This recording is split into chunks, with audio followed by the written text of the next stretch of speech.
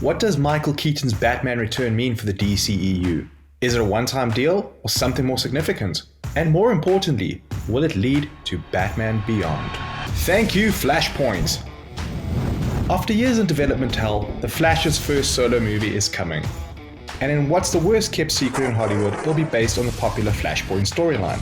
In this version, however, Ezra Miller's Barry Allen will cross paths with both Ben Affleck's Batman as well as Michael Keaton's Dark Knight.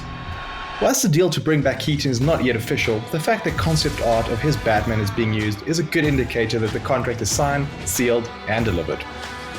How the two Caped Crusaders will coexist with Barry, though, is still a mystery, but it promises to kickstart the DCEU's journey into the Multiverse. Batman, Bruce Wayne, Batman. As screenwriter Christina Hodson revealed at DC Fandom, the cinematic multiverse is going to be born out of this movie.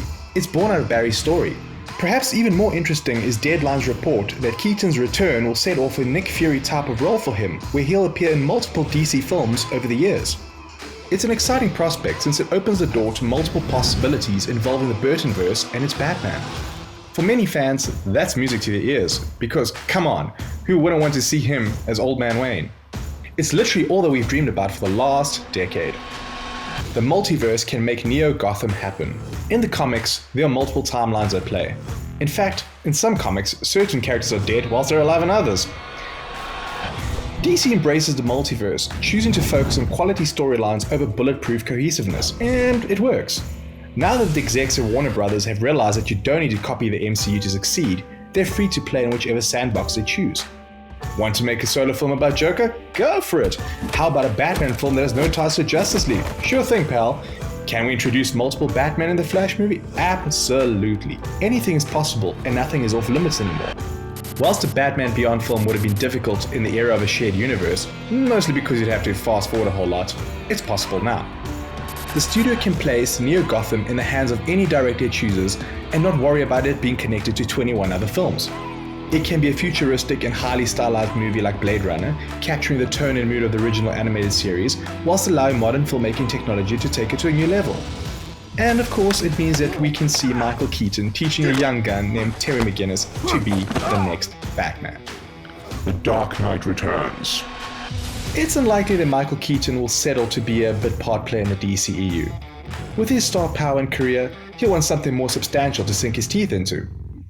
A Batman Beyond storyline could be the project to end his legacy as a Dark Knight on a high note. After all the Nick Fury-like cameo appearances, it could be the last DC film for him. The one to close the story loop and give him the proper send-off he deserves.